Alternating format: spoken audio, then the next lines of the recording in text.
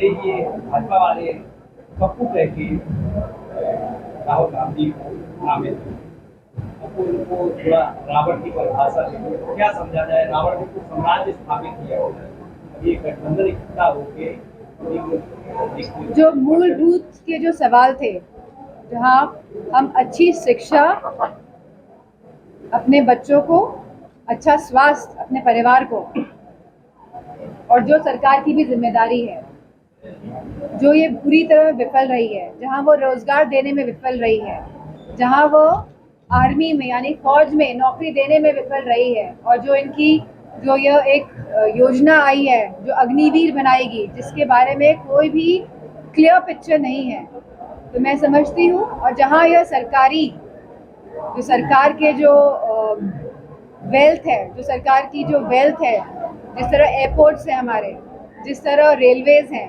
जिस तरह रेलवेज के साइड में जो ज़मीनें हैं, इन सबको बेच रही है, इन सबका प्राइवेटाइजेशन कर रही है। तो मेरा मानना है कि सरकार गलत दिशा में देश को लेके जा रही है, जहां उसे कोई चिंता नहीं है देश की महिलाओं की, देश के युवाओं की, देश की जनता की। अखिलेश यादव के खिलाफ एनडीए मुकदमा दर्ज कराना जा रहा है कि उन्होंने नियम विरुद्ध गेट फैलाकर मूर्ति पे माल्यार्पण करने में, क्या ये सही है? क्या ये इनका ये सरकार चाहे तो कुछ भी कर सकती है। ये बुलडोजर चलाती है लोगों के घरों में, किस रूल के तहत ये बुलडोजर चलाती है? क्या न्यायपालिका नहीं है हमारे देश में? आप किस तरह का मैसेज देना चाह रहे हैं?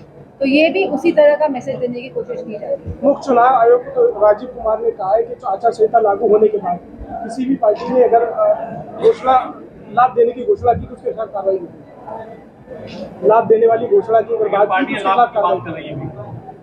लोग मैनिफेस्टो की बात करते हैं, ये डेमोक्रेसी का एक स्ट्रक्चर है, जहाँ पार्टी बताती है कि वो आज जब सरकार में आएगी तो जनता की किस तरह सेवा कर पाएगी, और मुझे लगता है कि चुनाव आयोग का कोई अधिकार नहीं है इस तरह की बात करने का। I don't think so, black money का कोई सवाल। आज आपने आश्रितों को नदी आपदा में हुए आश्रितों को कुछ चेक वितरण किए, और उसमें एक रोडवेज कंडक्टर भी था जिसके घर जाके आप वादा करते हैं।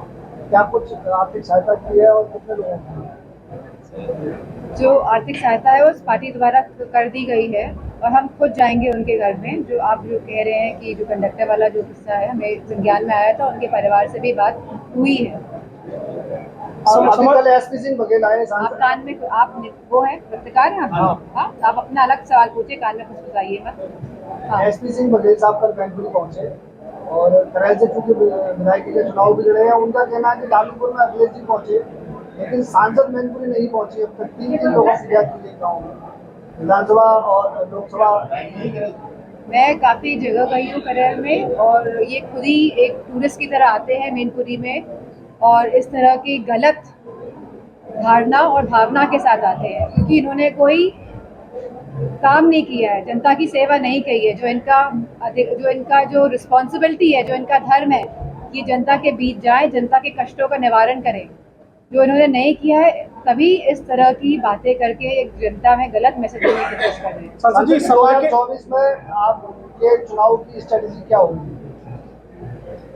2024 जैसे राष्ट्रीय अध्यक्ष जी ने कहा है, हमारी स्ट्रैटेजी पूरी तरह पीडीए से ही निर्धारित होगी और निर्धारित है, और लोग समझ रहे हैं, और पूरा संपूर्ण उत्तर प्रदेश समझ रहा है। जो स्थिति आज उत्तर प्रदेश की है, जहाँ इतने जघन्य अपराध हो रहे हैं, इतनी घटनाएं हो रही है, कौन किसको मार दे रहा है, जहाँ न्याय की बात नहीं हो रही है। बात ये नहीं है कि कौन सी जाति है, कौन से धर्म के लोग हैं, बात है कि अन्याय किस पे हो रहा है, न्याय कैसे मिलेगा। सवाल इस बात का है। सपा के सांसद शफीकुर रहमान बरके उन्होंने कहा है कि ओवैसी की जो नीति है बस थैंक यू सो मच।